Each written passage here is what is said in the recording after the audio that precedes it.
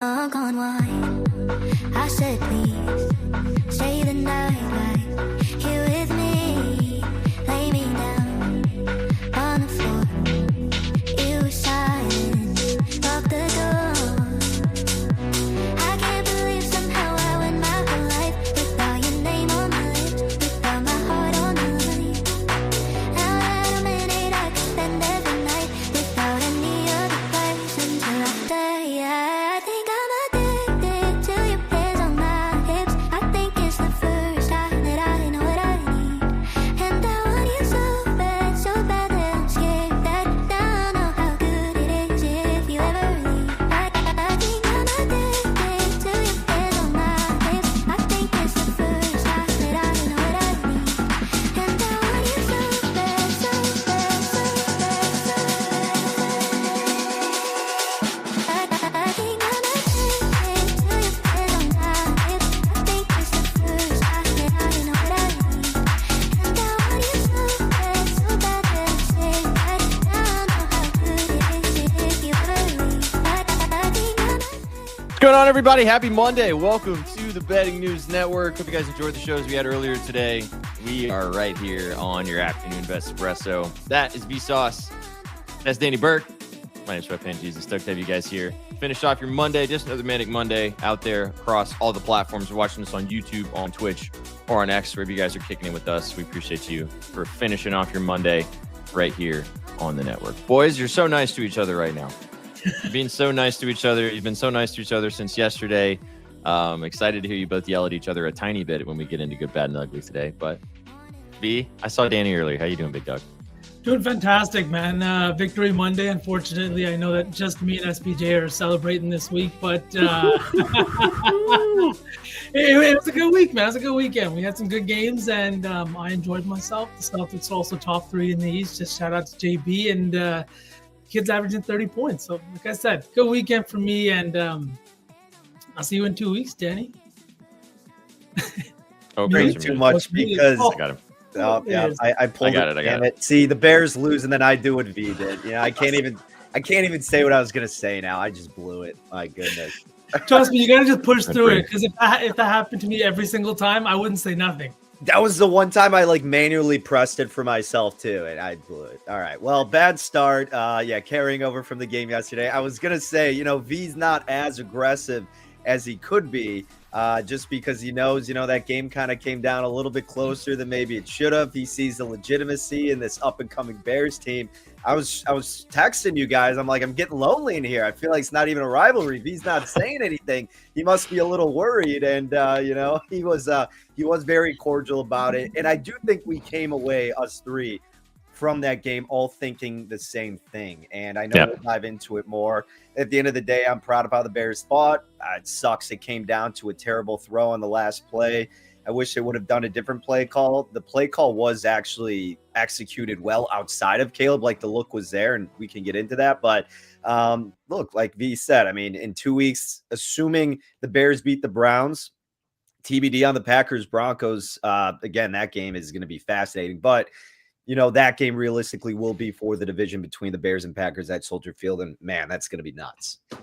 Yeah, I couldn't agree more, man. It's been real. And honestly, it sucked it came down to that, but you guys fought hard that second half of a completely different team. And I think there's something to be said about a team that can come out of the locker room looking completely different, right? Whether that's on the coach, whether it's on the players, the captains, whatever it is, they looked completely different on both sides of the ball. Defensively, I do think there are still some issues there.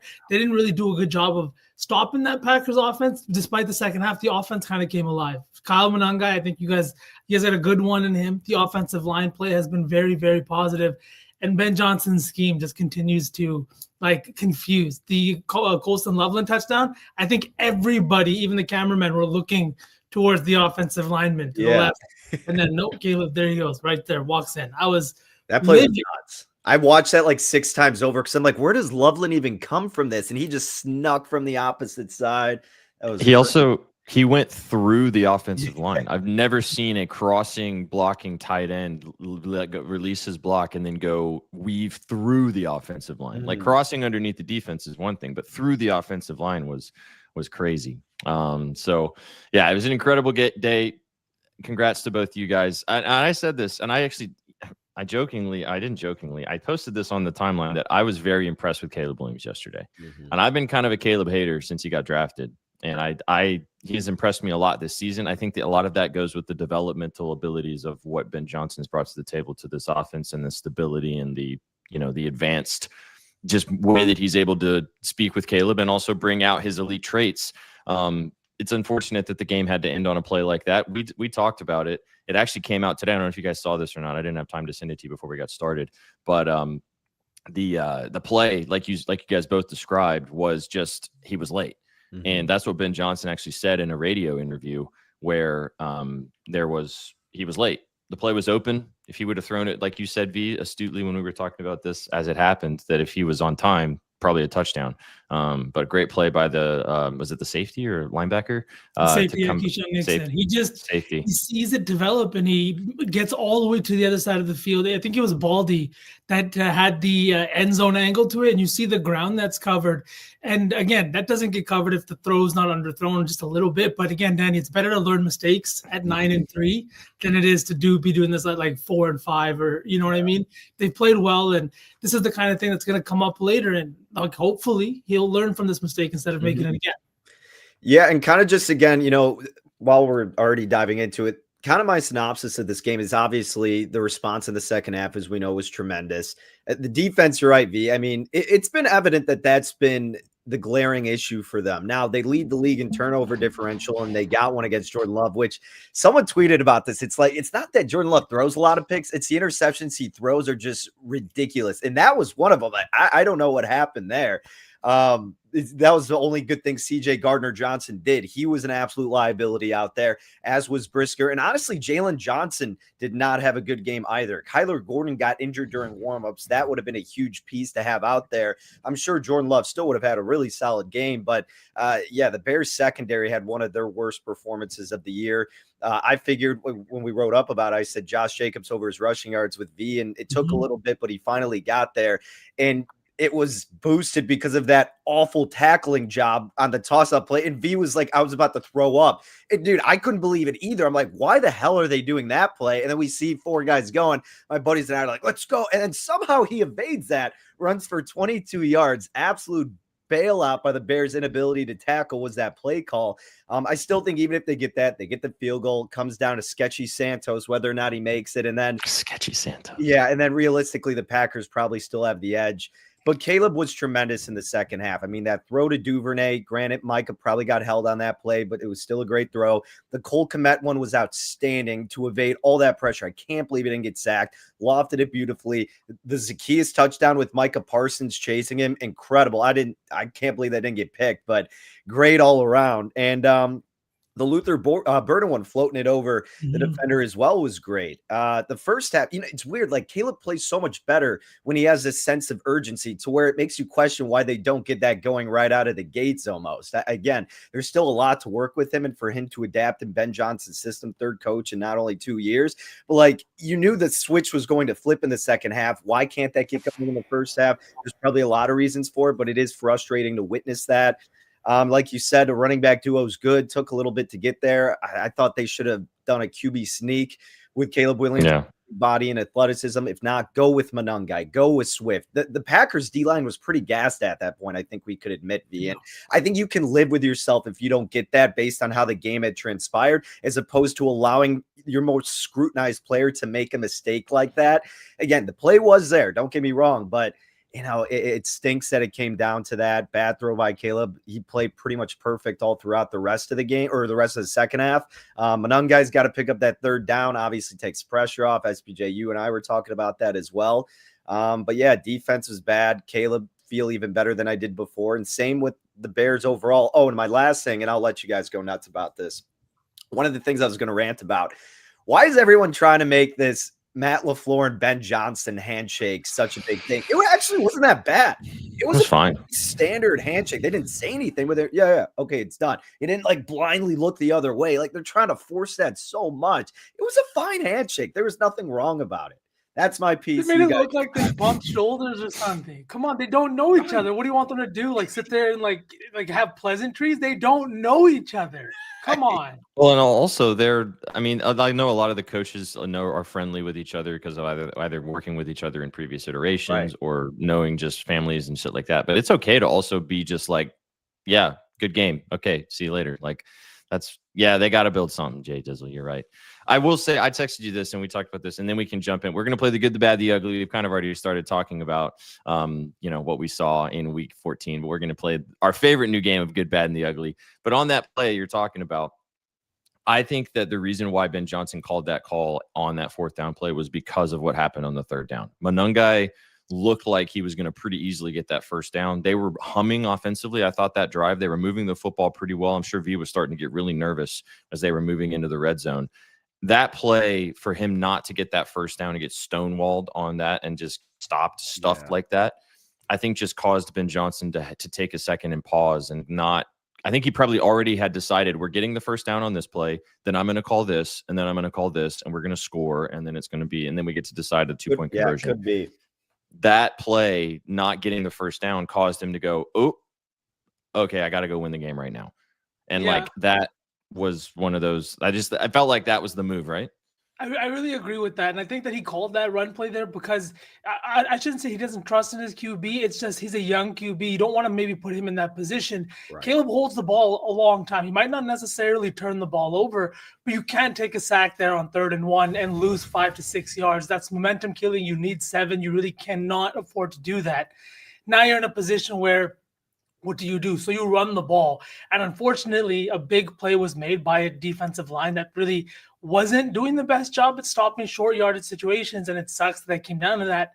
But I don't know. It's the clock management, all of that right down there. That was frustrating for me. And I think the Bears are going to have to address the pass rush this offseason. It's not something that can be addressed now.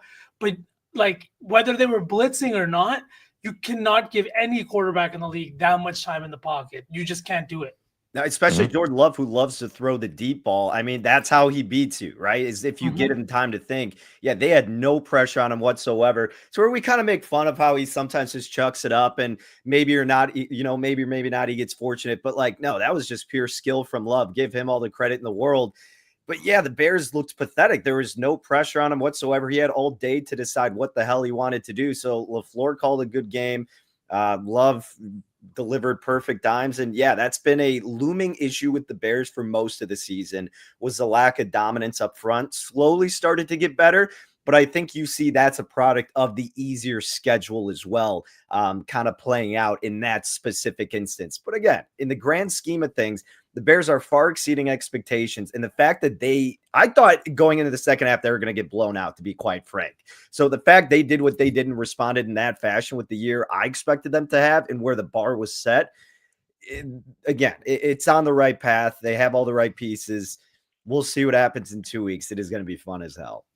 Yeah, it's definitely one of those games you can, and as you said, this, I can't remember if it was when we were chatting before the show started earlier or not. Like, you don't really buy into moral victories, but like I would, if I was a Bears fan specifically, I would walk away from that game feeling good about my team going forward, regardless of what happens over the next few weeks. Can I say one more thing really quick? From the Packers perspective, what is like a negative you take away from that game where you're kind of feeling bad about something that happened? Like, what are you walking away going, man, we might be screwed in this department, or something that like drove you nuts?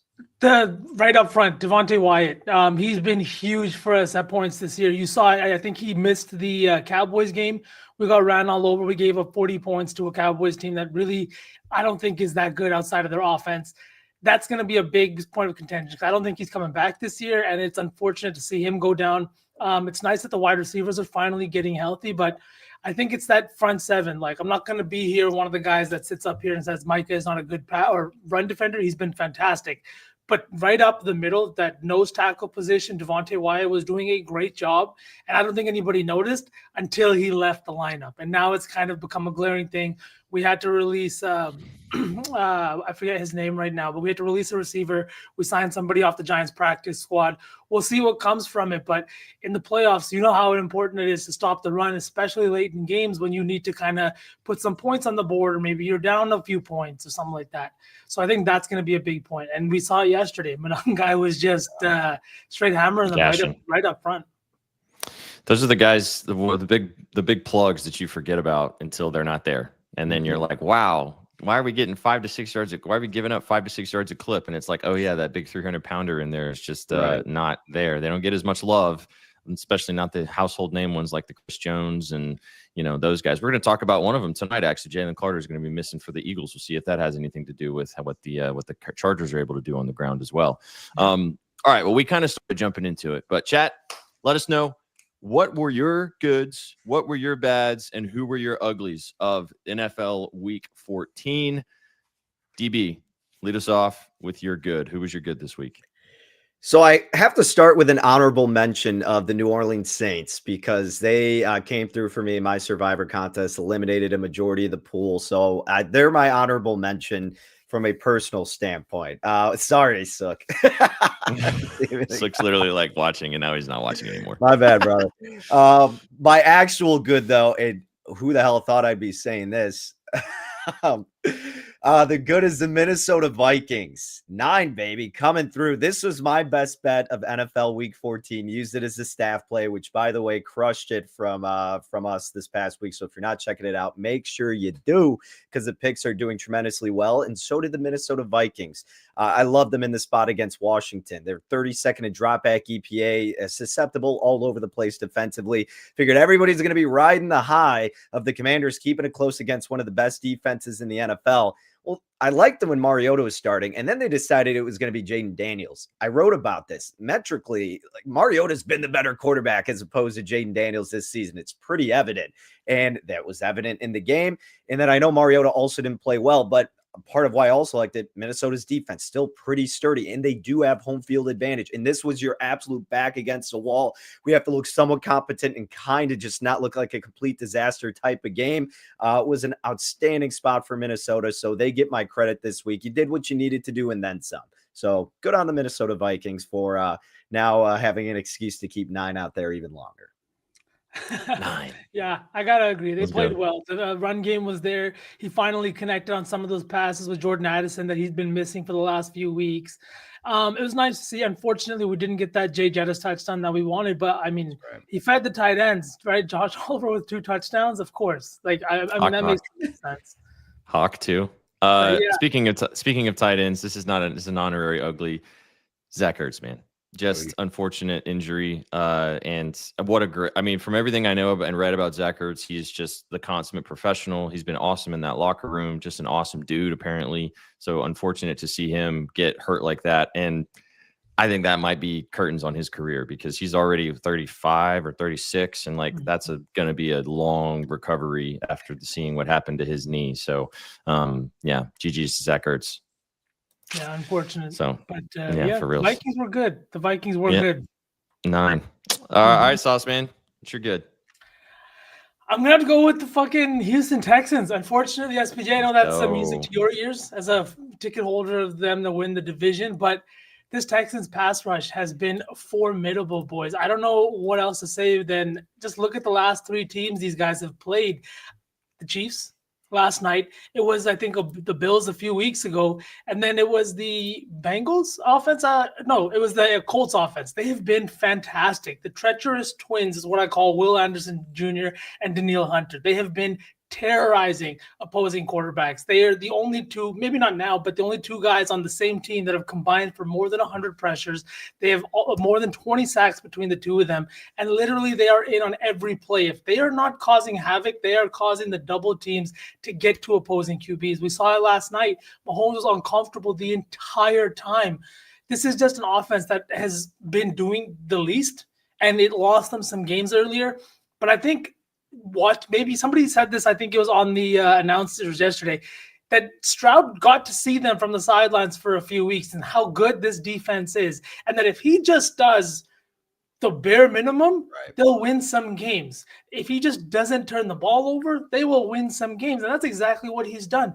They didn't look fantastic. They scored 20 points last night. And I think 3 of them came because Andy Reid literally gave it to. So 7 of them came because Andy Reid's like, here you go. You can have this.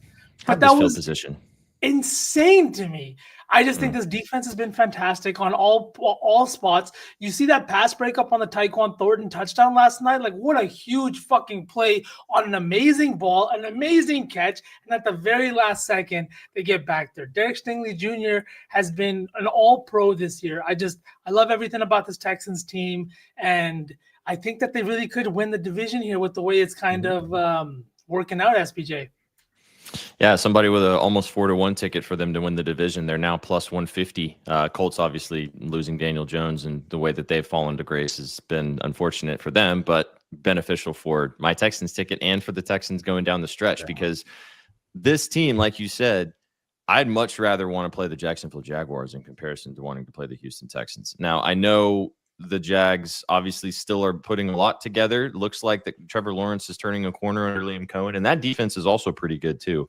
But this Texans defense is just so nasty.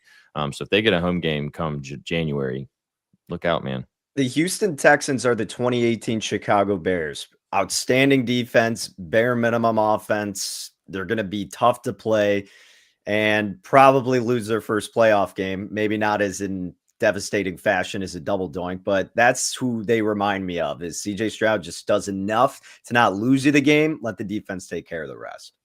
He made a couple like plays. A situation too where in that one game that they play in the postseason, I mean, you don't want anyone to get hurt, but that's exactly the game of football. It's a tough fought game, and it's not an opponent that you want in week 1 of the postseason, despite maybe it being an easier opponent. You don't want to see these two guys right before you make it into the playoffs or in the playoffs. CJ Stroud was fine yesterday, but he made I said this earlier, he made the plays in the big moments, the big third downs, the big chunk plays that they needed, especially early, and then the third downs more later in the game for them to win. And that's winning football. If you have a complementary and elite defense, which was interesting to see the Chiefs not do that on the other side, which we'll talk about them in a little bit. All right, I'll close this out with my good. The Dolphins, guys, the Fins, baby. Winners of 4 in a row, 5 of their last 6 games, still in the playoff hunt. We were having chopped fin soup to start the season, man. We were having Dolphins for dinner. We thought this team was cooked. We thought Mike McDaniels was going to get fired to start off the season. And they have looked awesome the last 4 weeks. Devon Achane is playing at all-pro level at the running back position, the offensive player of the month in the AFC last month, and he followed it up with another fantastic performance against the Jets. That was against the Jets, but I don't know, man. I don't think this team's going to end up making the playoffs, but to watch them actually play really good complementary football over the last 4 weeks, offensively, obviously moving it through on the ground and how tough they've been to stop the run, but their defense has also been very good too. Their secondary looks really dialed in right now. This is a tough team, man. And Tua finally won in the cold. He got a lot of help on the ground by Achane having almost 100 yards in the first half, but they won the football game in dominant fashion, four in a row, like I mentioned. Got to give him props, man. I was really surprised at what I saw from the Fins yesterday. It's funny you bring up the Fins. I'm going to rant for a second. I am stirring up the pot a little bit on NFL Twitter today. Dan Orlovsky tweeted, "Don't sleep on the Dolphins." I responded, 3 of the last 4 wins have come against the likes of Washington, New Orleans, and the New York Jets. Tua hasn't thrown for more than 15 passes or more than 173 yards in that span, and Achane's a little bit banged up right now. Miami's defense still bottom half in most metrics. They got Pittsburgh, Cincinnati, Tampa Bay, and the Patriots remaining, and I said, we'll be sleeping until proven otherwise. People are chirping at me in the comments, coming at me. Yo, you conveniently left out the Bills game. Yeah, I get that they beat the Buffalo Bills. I understand that. The point is, there's fluky wins all the time in the NFL. That's a division game. We just saw Sook's Bucks losing a division opponent or a division matchup against the Saints. This happens. It's not uncommon. But what have the Dolphins done outside of that to prove to you that they're actually going to be a playoff team? You're right, SPJ. I don't think they're going to make it. They're winning the games they're supposed to win. And then I listed out a bunch of the metrics they stink in. They're dead last in opponent completion percentage, 29th in dropback success rate, 28th in yards per carry, 26th in rushing yards allowed, 25th in success rate, 25th in dropback EPA, 22nd in EPA per play, 23rd in yards per play, 20th in overall defense in terms of DVOA, and 19th in total yards per game. So yes, their defense does stink. They're a byproduct lately of crap teams that they've played. Washington sucks. The Jets had Brady Cook out there for quarterback. What are we talking about?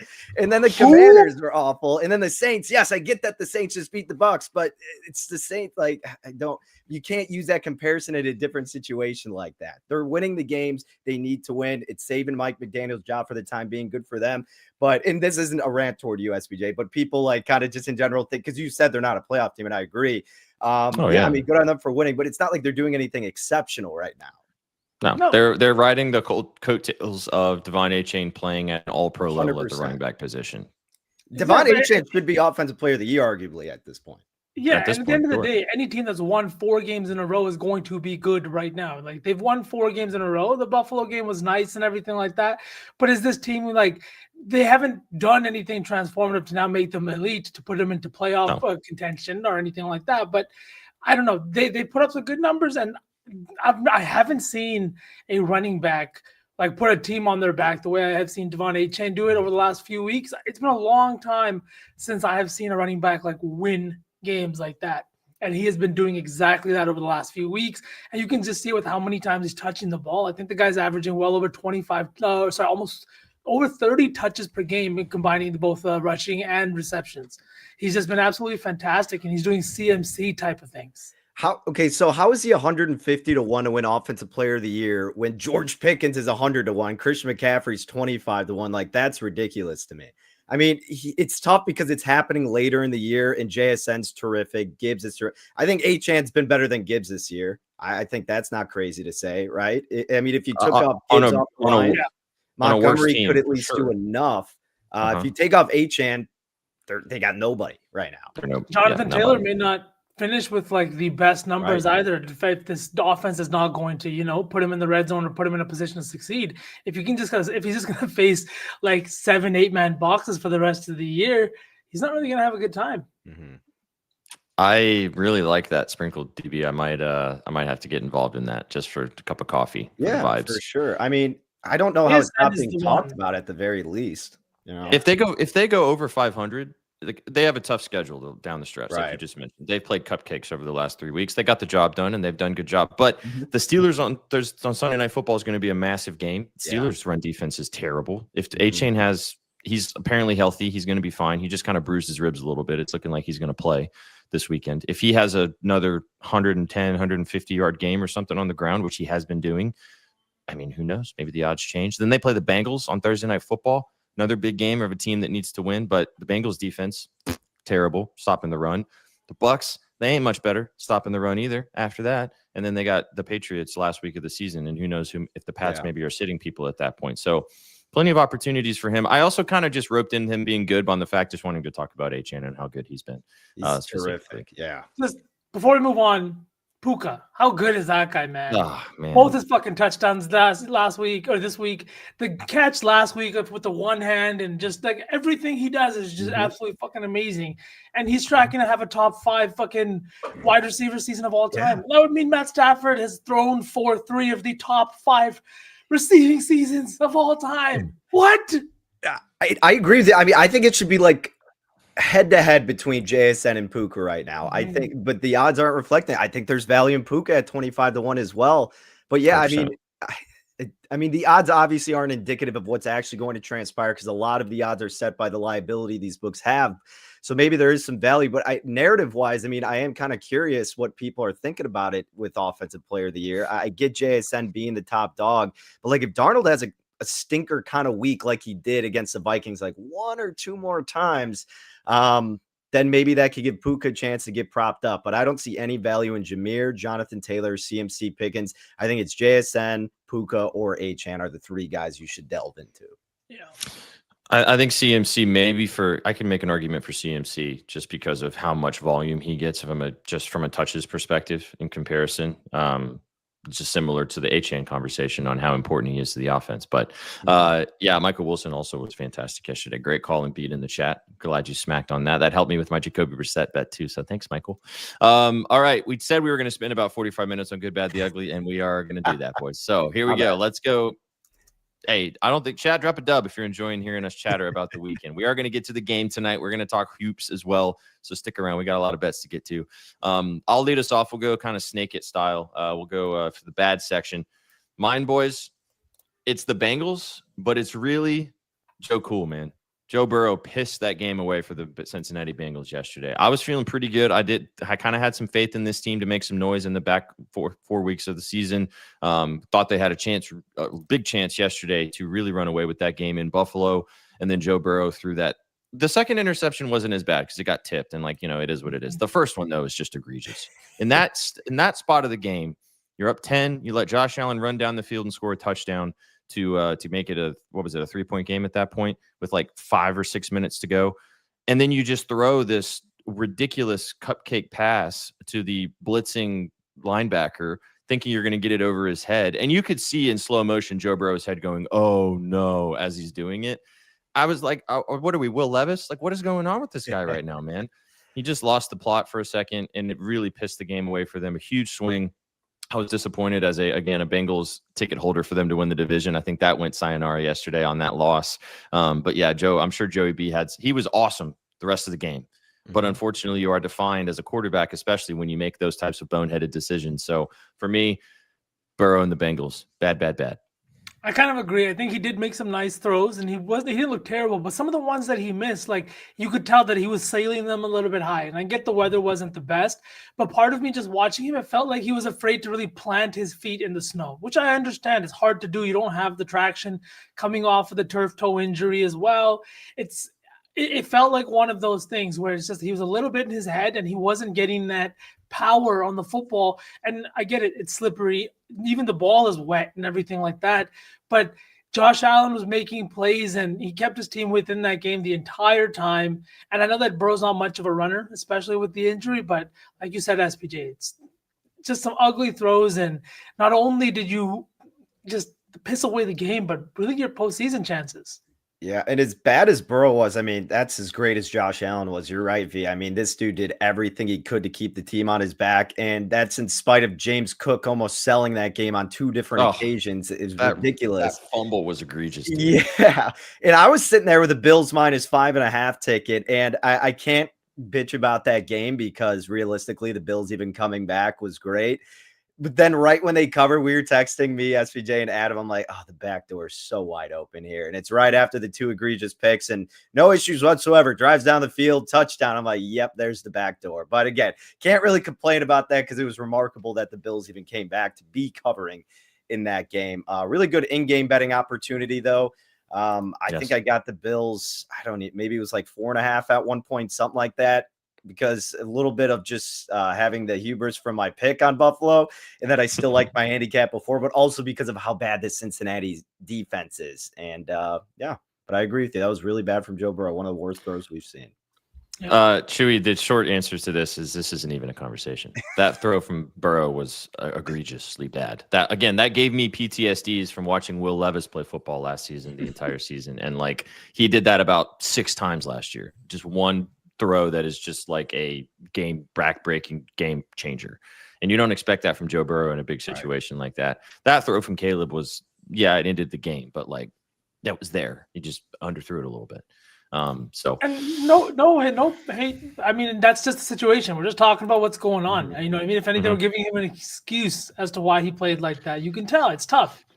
The defense also didn't help him out. Like you said, you get if you let Josh Allen convert a 3rd and 15, then sometimes that happens. And they also played well enough in the first half and / the first part of the 3rd quarter to win them that football game. And unfortunately, a couple plays down the stretch by Burrow sold it for him. All right, Danny, who's your bad? All right, my bad. The Indianapolis Colts. You gave up 36 points to Trevor Lawrence and the Jags, which isn't even the worst part about it. It's just bad because, you lost Daniel Jones and now you lost the season. You trotted him out there when he was already a little bit banged up.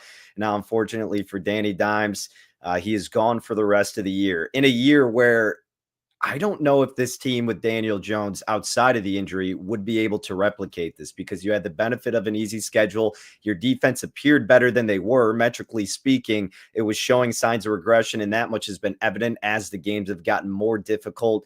They're getting exposed, and now that you lost your quarterback, again, I don't want to say you're in no man's land, but it just felt like you climbed up so high in that mountain, just one little flick, you're all the way off, and now you got nothing. Yeah, May not you even just make the traded playoffs. was it 2 first rounders that traded for Sauce Gardner? Or was it just the 1 first rounder and 1 second rounder? But I mean, you make that big trade, you're swinging for the fences, and yeah, I know they want to keep Daniel Jones around and everything like that. But as we're coming up on, more and more talent in college and things like that, those draft picks are going to mean that much more. Even if you're just looking to build the defense around Daniel Jones. It was 2, by the way. You're right, V. 2 Yeah. first-round picks, and then Mitchell, obviously. And you lost Sauce too. Like, it's not like he's playing in the game either. He hasn't done anything. He has the I think calf. he's injured, right? He's done for the year.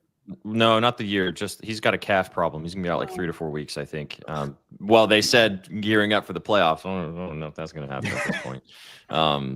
Yeah, it's unfortunate for Daniel Jones too, because to see how much shit he dealt with in MetLife for the Giants for so long, and just getting the short end of all those things. I mean, he was making a lot of money, so you can say what you want, but to get an opportunity to come in and actually play really high quality football for 6 weeks and actually be the talk of positivity across the NFL sphere, and then for it all to come crashing down, and back to the fact of like, they can't go into next season signing him to have him be their starting quarterback, can they? Like, from a risk reward perspective, like, you can't pay a guy going into next season coming off an Achilles injury. We've seen so many quarterbacks come off Achilles injuries, and they're just never, especially a guy who actually does use their legs like Daniel Jones does, like Kirk Cousins and Matthew and Aaron Rodgers. Yeah, Rodgers does some too, but like, he's also 42. Daniel Jones is still late 20s, or even early 30s. So yeah, unfortunate. It's a good pick. It's really going to be. I'm not so sad because fuck the Colts, but like it's sad to see the Colts go crashing and burning, especially everybody's early season darling as well. All right, Sauce Man, bad. Not to get chalky, but I'm going to talk about the Raiders. The Raiders have been fucking horrendous, man. And I know that last night's loss, when you look at it on paper, 24-17 in a divisional game against one of the best defenses in the league, doesn't sound bad, but fuck, were they bad, man. Geno Smith, 116 yards, 1 touchdown. The guy has thrown, I think, more interceptions this year, maybe not more interceptions, but just as many interceptions as touchdowns. He's looked horrendous. And then Kenny Pickett comes in, throws 11 passes, completes 8, and throws a touchdown. Now, am I saying that Kenny Pickett is that much better? No, but am I saying, have you given any entertainment to the thing, like the idea that maybe Geno's not the guy? Feels like Pete Carroll's not really made for this locker room either, or he's not really getting the best out of his guys whatsoever. This is an offensive line that is bottom 5 in both run blocking and pass blocking grade. Not only have they not given Geno Smith time in the pocket, but they used a top 10 pick on a running back for him to average less than 4 yards per carry this year. He cannot get from outside of the line of scrimmage. Any yards he does get, I commemorate him, because he is fighting for his fucking life back there. He is a pass-catching back, a dual threat, and you have a guy like Brock Bowers on your team. The team is just so bad. The offense is bad. The coaching decision is even worse. And now you're looking at everything they did in the offseason like a big fucking wash. Like, the offensive line has gotten significantly worse. And the reason I point to this is because it's not a lot of changes have not been made. They didn't lose a lot of guys, just like the Bears. Last year, their offensive line was really bad. I know they made some changes, but when you have a coach that knows what he's doing, that can scheme up good blocking schemes, it makes a world of a fucking difference. And Ben Johnson has done that for this Bears team, and Pete Carroll has done the opposite. They have regressed from a middle-of-the-pack offensive line to the worst in the league, and it's because of the coaching change. You cannot change my mind. And I don't know if you can fire him after 1 year. I thought hiring him was the most absurd thing in the first place. People rumored about that for the Bears. I'm like, what the hell are you talking about? This guy was just failing, had the dumbest Super Bowl decision in the history of the NFL, and he's almost 80 years old or something. Like, I don't care that he's still healthy out there. Good for him, but that doesn't mean he should be coaching a football team because he takes his shirt off with DK Metcalf and can run around there. The dude stinks as a coach right now, and you're right. That much is evident with the Raiders. And by the way, yeah, go ahead. Go ahead, finish. I was gonna rant about the end of the game thing, but I want to. You guys, no, please. I want to hear about that. No. Hang on. Are you done ranting about the Raiders, Sauce Man? I was just gonna say, last thing is Chip Kelly has it like calling plays that are not installed in the offense, and the head coach doesn't know. Like, are we being so for real right now? In week 11, we make that decision to let him go. Come on, that's it. All right. Well, since we're already talking about this game, and I know Danny has thoughts on this too. My ugly for the week is you crybaby bettors out there. You little old crybabies getting on the timeline. And I'm not just talking about Portnoy. I'm talking about a lot of people that are a little bit more substantially invested in the sports gambling industry that have more legitimacy than David Portnoy. What are we doing? Why are we yelling about this particular situation? Yeah, okay, fine. You lost your bet on a field goal that made no sense. Okay, that's fine. That happens all the fucking time.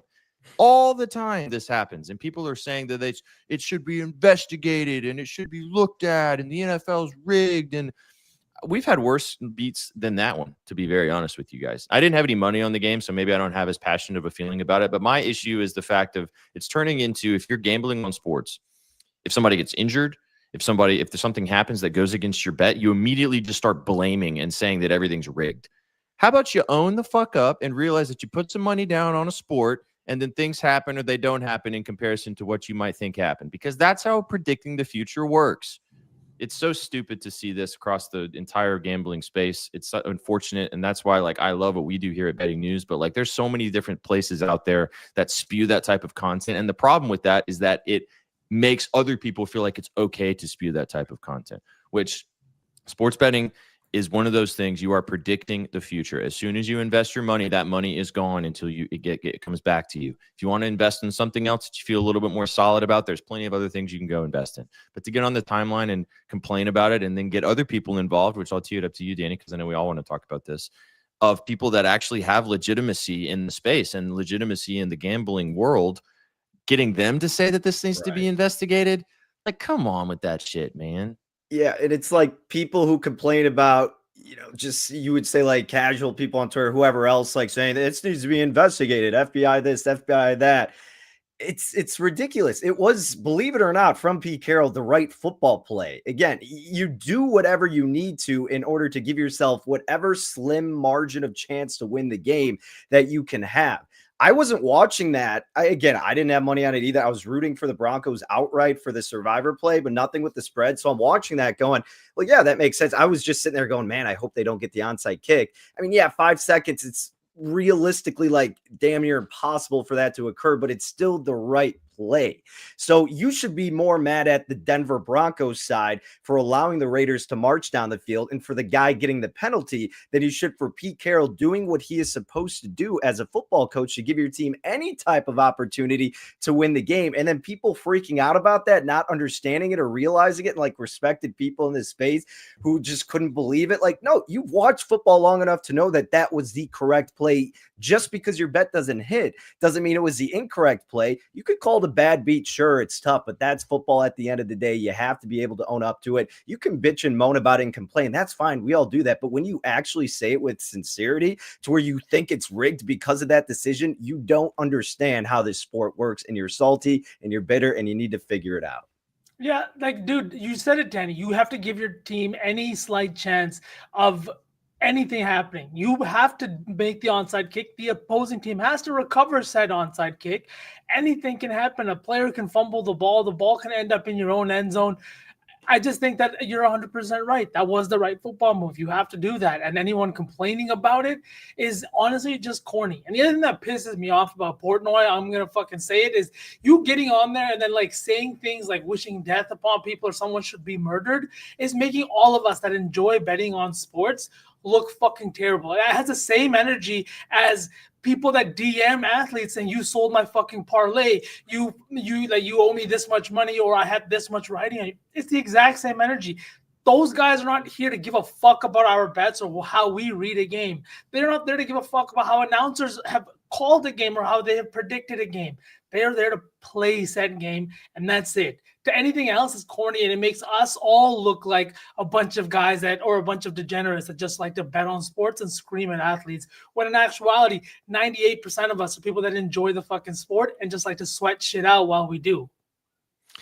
We can probably spend a long time talking about this, but this is why I love what we do here And we obviously have our chat, and we all have our friendly moments of bitching and moaning about stuff that doesn't go your way, like you said, Danny. And I'm sure, chat, a lot of you guys out there sit with your friends and have your group chats where you bitch and moan about your bets that don't go your way, or even your fantasy team that doesn't perform, or your player, or your team in general, or whatever. But like at the end of the day, the reason why we like betting on these things is because we love sports and we love covering them. We love talking about them, and we love getting involved with conversations with our friends about the pros and the cons of the actual sport itself. To lean into the idea that something like that might be rigged in that regard. And I'm not saying that sports haven't been rigged before. I'm not so naive to think that that's the case, but like these guys are just going out there and trying to win football games. Like that is the period end of this discussion sentence. And like, if you're spewing anything else and it's in a toxic way to a large audience, just grow up, man. So yeah, exactly. They have a number for a reason. Maybe call it. But anywho, all right, uglies for you two before we move on. This will be the record longest good, bad, and the ugly, but I think chat's loving it, so that's okay. Danny, I'll let you go first. I assume we'll all have the same one here. The Kansas City Chiefs are my ugly. Andy Reid's decision, just horrid. Travis Kelce, it may be brash to say this, but I said it on AGW. You got to take him out Old Yeller style of the NFL if that guy's going to play the way that he did. I mean, holy crap, was that bad from him and Noah Gray at the beginning of the game, missing 2 open passes. My goodness. Yeah, I guess so. And V, I was saying this too.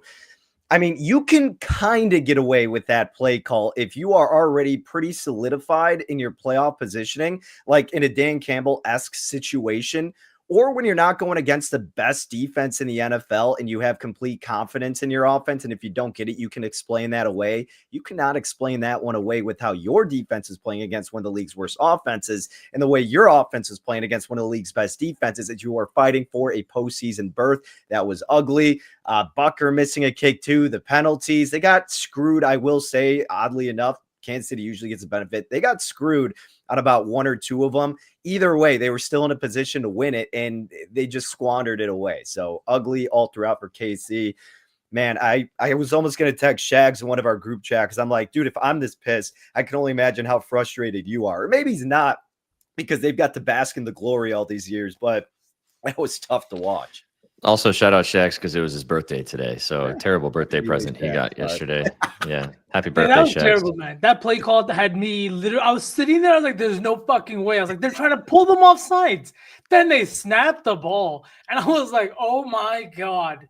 I don't know. I don't know. They didn't have the momentum. It didn't seem like a good time to call that play. And it just like, I don't even have another ugly. I think the KC team, you can cover us both, Danny. They played horrendously. And it seems like week in and week out, you want to believe them as Sunday gets closer. And then again on Sunday, they make you remember and realize why this is not the team. And Kelce, man, it makes me feel like, what have we been doing with our draft picks? This guy's been here, it feels like 2 decades now. Have we not been looking towards the future? And this isn't even a position where you draft somebody's replacement. You could just draft someone to play alongside him a little bit.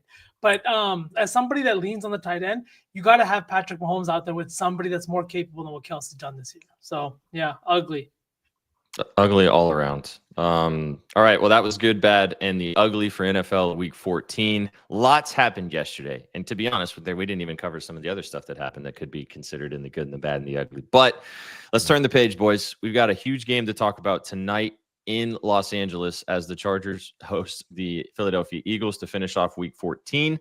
We talked about it earlier on Any Given Wager, but let's jump in and talk a little bit about this game tonight and give you guys the moves. As we're looking at it right now, the Chargers are 2-point underdogs, 2.5, depending on where you're shopping, at home, hosting the Super Bowl champion Philadelphia Eagles. Over under 41.5. Sauce Man, I'll let you kind of lead us off. You wrote about this game, or sorry, Danny wrote about this game, but we talked about it earlier. So I'll let you kind of lead off on what you're kind of thinking on this one, and then I'll let DB take over and give his thoughts. Man, honestly, I'd love to hear your guys' thoughts on this because I didn't write about it. I guess I didn't dive into it as deeply, but this is a game that, from a betting perspective, if I can just talk about my history of bitching. I got a history of bitching about receivers that play for the Eagles because of who's throwing them the ball. I have a history of bitching about touchdowns that I've taken because of Jalen Hurts and the tush push. And now I've got a history of bitching about Chargers players, because it feels like Justin Herbert never has enough time to even get the ball away. The offensive line play has been terrible. I know they tried to make some changes in the draft, but those guys just can't stay healthy. And now you've got the hand issue. You've also got the head coach Harbaugh telling us that, hey, Trey Lance is going to see some snaps too, despite Justin Herbert playing off of less than a week after surgery. I don't know. I have no idea what to expect in this game, so I'm looking for some guidance. Yeah, I guess I could go into it then. I did write up about this game, and one of the plays I did make I did take the Eagles minus $1.30 on the money line. As atrocious as they have appeared the last 2 weeks, I mean, there are so many issues right now with Los Angeles. Winners of their last 4 out of 5, but the injury to the hand is a big red flag for the Chargers. I mean, is he going to be able to take a lot of snaps under center? And if not, well, that limits your playbook, play action opportunities, whatever it may do. You can't spread it out as much as you would like.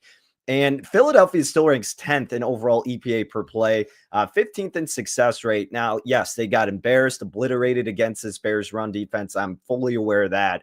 On the other side, I think Philadelphia can do a pretty good job of controlling time of possession in their own right, because Los Angeles has also given up 4.5 yards per carry. They're 15th in both rush EPA and success rate allowed. So if Saquon can have a good game, you finally utilize a bit more of the mobility of Jalen Hurts, they can get back to their winning style of football. It's not going to be pretty. It's not going to be seamless, but I think they have the edge, and they're going to have a more inspired effort after their last 2 performances, which includes losing as a 7-point favorite against the Bears, blowing a 21-0 lead against Dallas. But you've had extra days of rest, and now you know that their most important asset is injured, and that offensive line, as you alluded to, has been banged up for a majority of this year.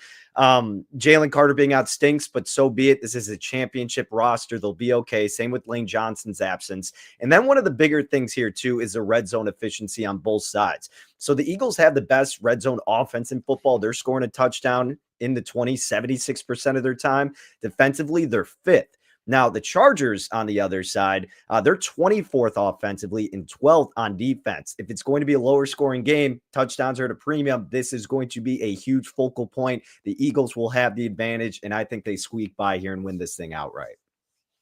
Let's go. You got a good price on that. It's moving in your direction as well, based on when you kind of wrote about this. And we talked about it earlier on Any Given Wager. I'm seeing 2.5s pretty strongly across the market. So I think the 2 is pretty much gone for the Chargers. So getting a lot of love for the market from the Eagles side of things.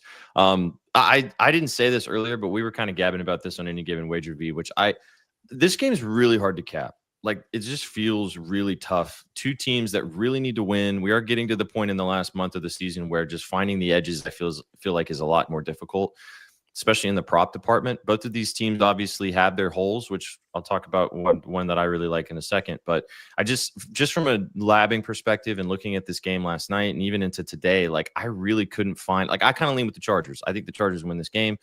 I like Danny's point, though, on how the Eagles could win this game, too. So I don't have a strong conviction either way on a side or on the side. I also like the under, but 41.5, both of these offenses, if they get moving, if these defenses don't play spectacularly, I could totally see this game going over the 41.5. So no strong conviction either way from a side perspective and a total. There are a couple prop angles as well. But as you mentioned, this passing offense for the Eagles is so hard to trust. So A.J. Brown sure has been great. But we've also seen Jalen Hurts go out there and lay absolute duds and not be able to complete 5-yard ins. So, like, that's tough to kind of cap. And then you got the Herbert thing. The Herbert's and this pass offense should be able to take advantage of this kind of fine secondary for the Eagles side of things. But the hand thing, we don't know how banged up he is. We don't know how accurate he's going to be. Maybe it affects him a little bit more than we're thinking. So all of that to say, when I was looking at this last night, this morning, even throughout the day today, and to even now, nothing like jumped off the page and went, yes, that feels like a fantastic way to do this, you know? So I mean, I feel like that you can maybe talk yourself into taking some stuff. Danny just mentioned how you can like the Eagles side of things. I'm on the running backs on the Chargers side of things. But again, when I was looking at this, I was like, oh, the Eagles are not really stopping the run very well right now. It makes a lot of sense. And then I was reminded that Amari Hampton's retiring this week for the Chargers.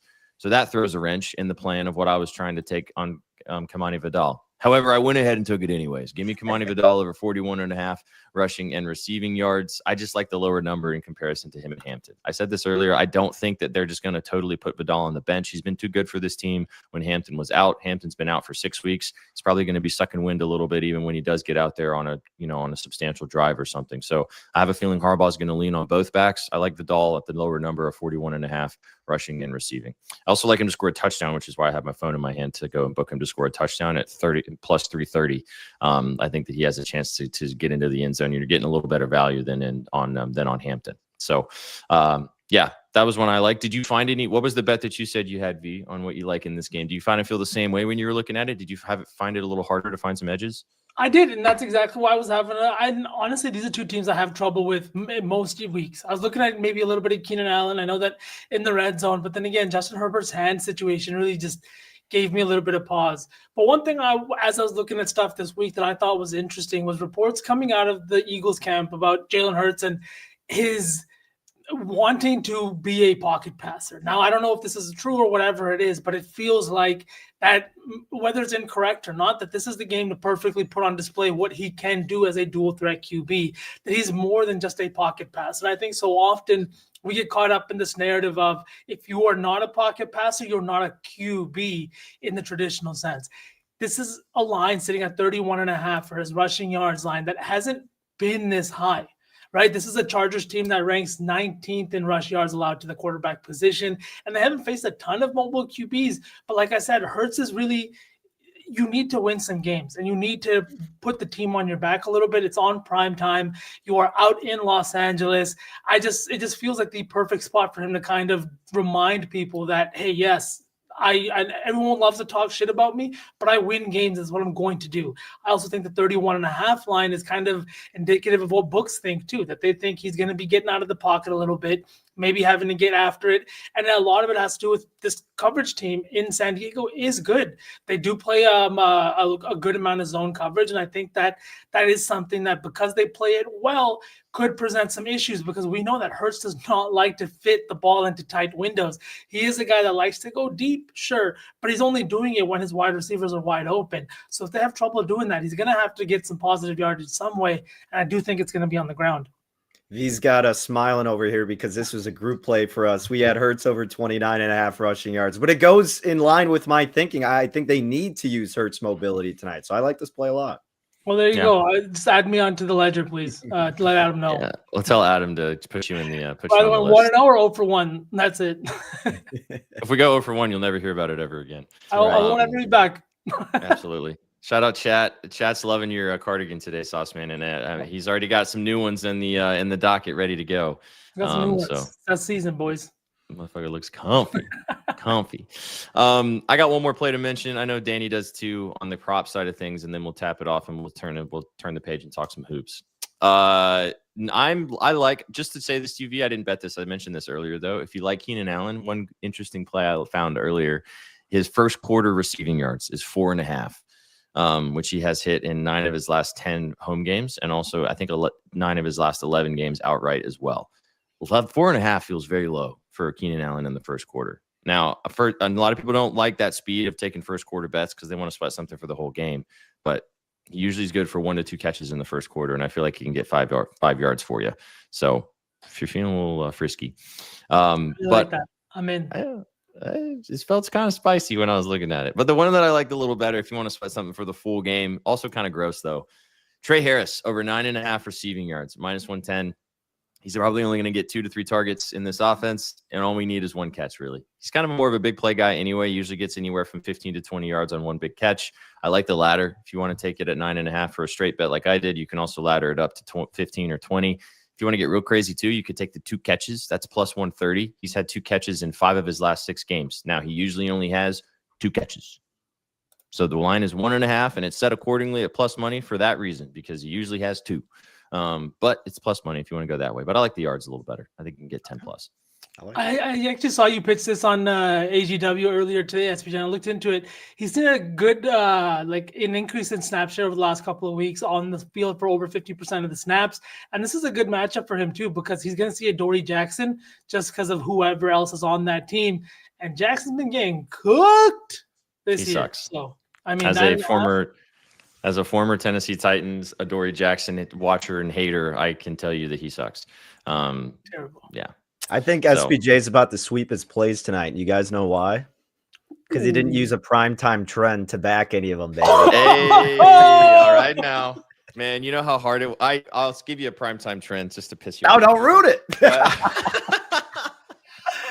No, this is a primetime trend that I pitched last time when the Eagles played on Monday Night Football. That Jalen Hurts has scored a touchdown on Monday Night Football in like 7 straight games, and then he didn't score last time against the Packers.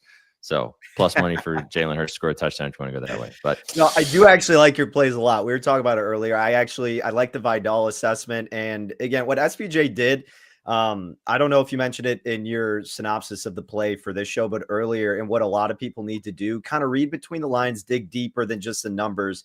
Look at what these guys saying. You mentioned how they had talked about splitting the carries, right? It was Vidal or Hampton, whoever it was, talking about them going back and forth. So it's little things like that you can pick up on and getting hints from it. So it gives you a clear idea that it probably isn't going to be an overload of Omari and Hampton tonight. So I like that play a lot. And Trey Harris, yeah, low line. I dig it. Keenan Allen can get that in the first quarter. That one's more of a crapshoot, but I mean, like, you're certain no way in hell would want to take an under on Keenan Allen 4.5 in the first quarter. So I like your plays a lot tonight. I don't know if people are going to like this one as much that I have because this player has not been as good, but I'm taking Saquon Barkley over 68.5 rushing yards. I think people like chalk, Danny, tonight. Yeah. You know what? It is chalky, but at the same time, it's almost the least chalky of Saquon just because of how poor he's been doing. Sure. He still was getting 4.3 yards a carry against the Bears last week. If that was a closer game, or rather if they were playing with a lead, I mean, I think he has a really good performance. The Chargers run defense, pretty leaky, 4.5 yards per carry they're giving up. Like I mentioned earlier, 15th in both rush EPA and success rate allowed. I think they play with a lead. I think they go back to what they do best, and that's utilizing not only Hurts mobility, but Saquon Barkley. It was evident the regression was going to come following 2,000 yards. That's happened. This is a good wake-up call with the extra rest as well. And against a vulnerable Chargers run defense, last week, Genty, only 36 rushing yards. So be it. The Raiders have one of the worst offensive lines. Prior to that, with Jacksonville, Tootin got over 70. ETN got over 70. Heck, the week before, Jaylen Warren got over 70 rushing yards. I think it's pretty safe to say Barkley is still better than those 3 guys. Doesn't guarantee he's going over it, but just to show a little bit more depth as to why I think this is a weaker Chargers run defense and that we can buy relatively low on Saquon's rushing tonight. Hot take, Danny. That Saquon's not better than those guys. He's better than those guys. I guess so. Flaming hot take. Flaming hot take.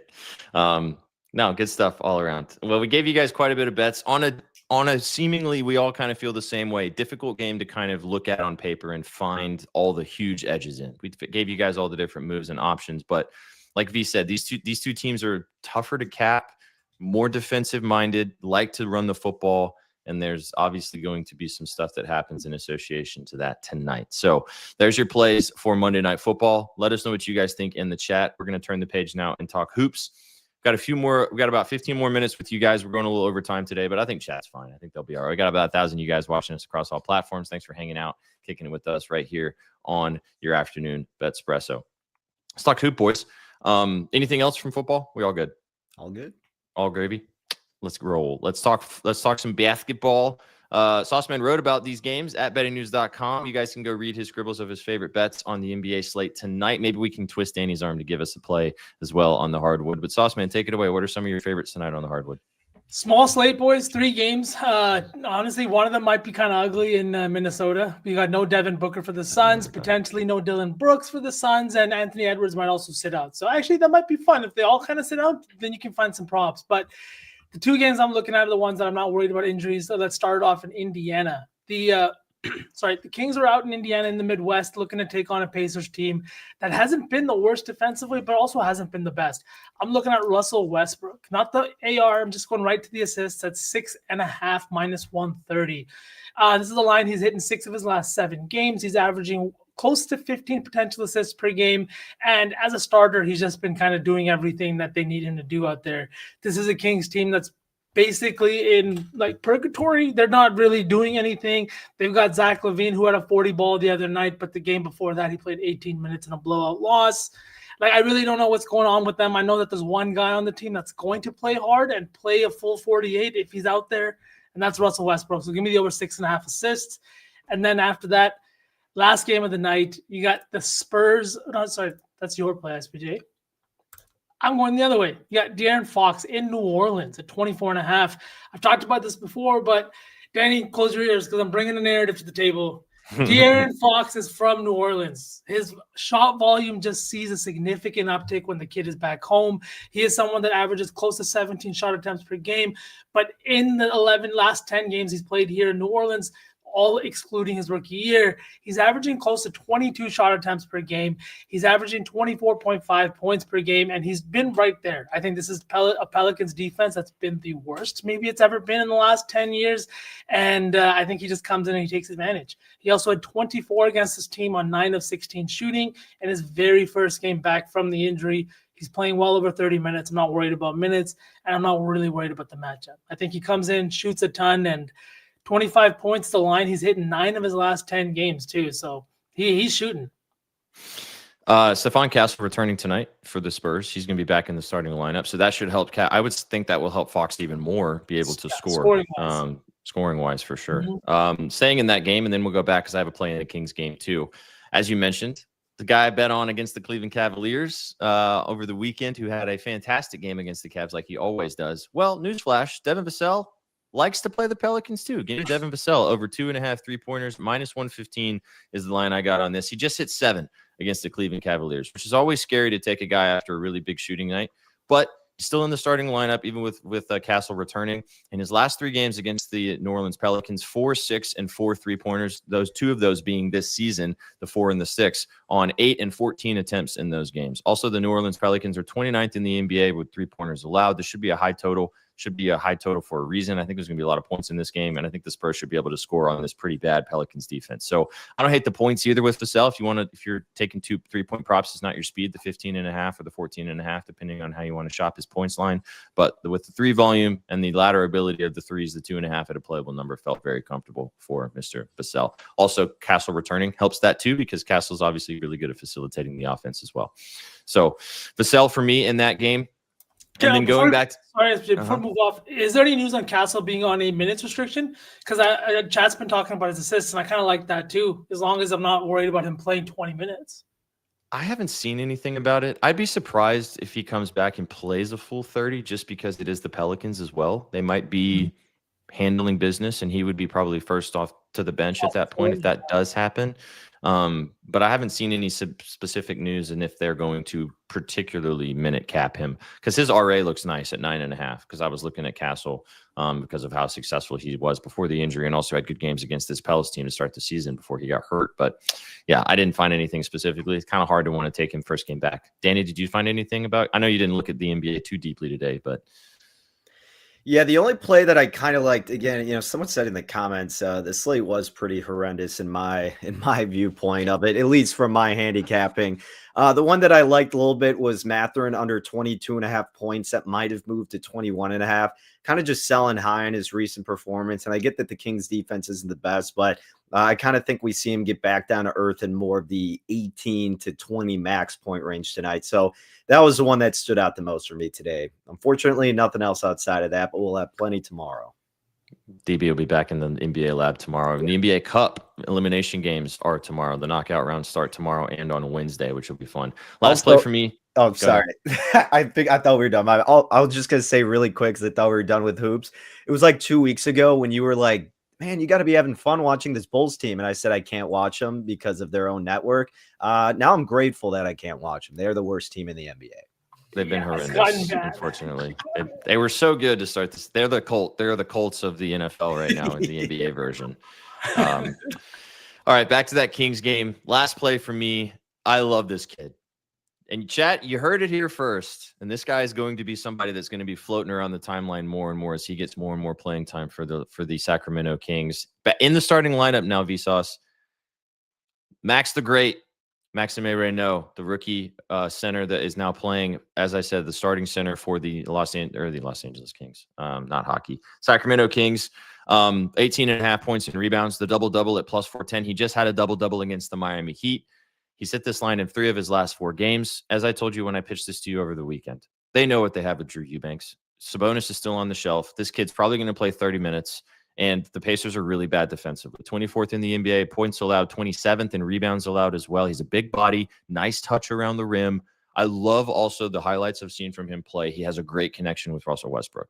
And if Russ likes running pick and roll with you as a big man, he will get you the ball in areas to score. And this kid can score. So I really like the PR. It's 18.5. It's up to 19.5 in some places. I like it there too. You can take the points up. Maybe a little. I laddered it and got cheeky over the weekend. He didn't quite get over the line with 12, but he had a double-double. I think great value on the double-double at 4-1. If you want to go that way too. You're going to start hearing this name more and more. This kid's got game, and he's a really good player. No, the Kings kind of suck, but he's going to get a lot of chances, and I think you're going to start to learn more about Max the Great. He's from France. He doesn't sound like he's from France because he played in the United States and went to college and stuff, but he's a good player. Nice hooper. Should be fun to watch his game continue to develop. Bing bong. Great show, boys. Hell yeah. Hell yeah. All right. We talked all through Monday Night Football. We talked through the NBA slate tonight. Now let's get to cooking, and then let's get out of here. As Chat said, overtime. Everyone loves a bit of overtime. All right, guys, how do we want to do this? Should we do 2 NBA and 2 Kev, Danny gave you an under. Matherin, you want to say it again? Only one. Yeah, Matherin under 22.5 points. That's all I got, Kev. And sorry, Chewy, Danny did kind of rag you, but you got to accept the fact as a fan. Sometimes you need to acknowledge that your team is bad. That's okay. Oh, yeah, sorry, Chewy. I mean, yeah, they're terrible right now. Hey, Chewy's got eyeballs. He can see. All right, let's cook. Should we do 2 NFL, 2 NBA? Should we do it that way? That sounds good. Yep. Okay. I don't want to take the Eagles, Danny, respectfully. That's fair. That's okay. I would honestly take one of your props because I feel like you guys probably aren't going to be sold on the Saquon one as much. I don't mind Saquon. If you want to do that, I think we all collectively like Hurts rushing. I think we could run with that still. And I would say either your Vidal or Harris one. Vidal may be a little bit more secure, perhaps, just because if Trey just didn't get a catch, I don't think anybody would be caught off guard by that. 100%. 100%. What do you think, V? Which do you like better? Do you like Trey Harris or do you like the Vidal play? I like the Vidal play. I think that just because everything that you said, like he's not going to just get out of this offense. You know what I mean? You got Omarion Hampton coming back. I don't think you can just like throw him out there, especially against an Eagles defense for like 20 plus carries. And Vidal's been good, right? And I would love to fade the whole Jalen Carter is not in the lineup thing because I think that needs to be taken advantage of. 100%. All right. So then rushing and you guys down to take the rushing and receiving line, or do you want to just take the yards or the rushing yards? I'm not taking the R&R. Yeah, like I was saying earlier, I actually kind of like this R&R because it's not that much of a difference. It's only like 5-yard difference, right? Yeah, and like I said earlier, I think he will be out there for some third downs. Maybe he gets a screen or something out of the backfield. He's not like a big time pass catcher, but right. Yeah. I mean, yeah, I think like you said, I think he could clear the rushing and receiving with just rushing alone, but you get a nice little security. So 100%. Yeah, I think that like if you're in a situation where now he is the RB2 on the roster, he's going to get the third down work, the pass catching downs and things like that. So Yep. 100%. All right. So Vidal, and then do you really want to double? Do we want to take Hurts? Is that what we want to do? Oh, we didn't put anything from any given wager on here, so yeah, we can do that. Yeah, that works. Hurts rushing 30 plus. That's your favorite, right, B? Yep. All right, let's go Hurts rushing. I do really like. All right, I was gonna say, I thought V was gonna come in here with like a Gadsden anytime touchdown. I was prepared for it. I'm still sitting here looking at touchdowns. The reason I haven't pitched on is like what I said. Everything being a plus money today feels like a trap, right? You got Saquon at plus 105, and you got Jalen Hurts at plus 110. I don't know. I haven't even bet a touchdown yet today, which is I think the first NFL primetime game where I don't have one bet this close to the fucking. Dude, are you okay? Do you have a fever? That's shocking. Yeah, I think Keenan Allen's gonna get my money though. Oh, there you go. You can tell Chad about it. I can't take Hurts at 30 plus, so let's just take him at 31.5. I'm down. If he ends on 30, then chalk it up. 31.5 for Jalen Hurts. Okay, let's swing to the NBA. Sauce, what's your favorite? Was it Fox or Russ? I like the Russ play quite a bit, to be honest. I'm gonna take I would say either we do Maxim and Fox, or we do Westbrook and Vassell. I fucked it. Yeah, and Vassell. Sorry, there you go. That was hard. The Kings-Pacers game starts in 30 minutes. It's not a huge issue. Did you have a preference, Danny? Goats are muted. Did you mute yourself? What was it? Yeah, what was the? Yeah, my bad. My dog was going nuts, so I muted it for everybody's favor. What was the Westbrook line at again? 6.5. 6.5. 6.5 assists. Yeah, I like let's do Westbrook. Okay, so Westbrook's 6.5 assists. And cap it off Mr. Devin Vassell. Poor Mona. Yeah, she's getting anxious now. She's like, you're talking crap. She's a bathroom break. She's like, it's only 1 hour, Danny. Yeah, she's waiting for food. It's 6 o'clock Centrals or go time. She always prematurely starts whining at like 5. I think we can all understand to be hungry and like want to tell something about it. Sauce, it's up to 7.5. Is that okay? What's 7 plus at? Can you do that? Or I mean, that'd obviously be 6.5. But like, it's minus 250. What the fuck happened to this line? I think it's because Schroeder got ruled out, and I think that was what maybe did you in. You're sharp. Out of curiosity, you probably can't do like assists and rebounds combined in a parlay, I would imagine. No, we can. You can do it. I'm curious, what is that number at? Because the Pacers have not been a good rebounding team either this year. Shuey likes the triple double, so if it's like 14 and a half. Yeah, I wouldn't hate that. Nailed it. Yeah. Should we do that? You good with that, Sauce? Yep. Okay. Russ, 14 and a half. And then Vassell, 3 threes.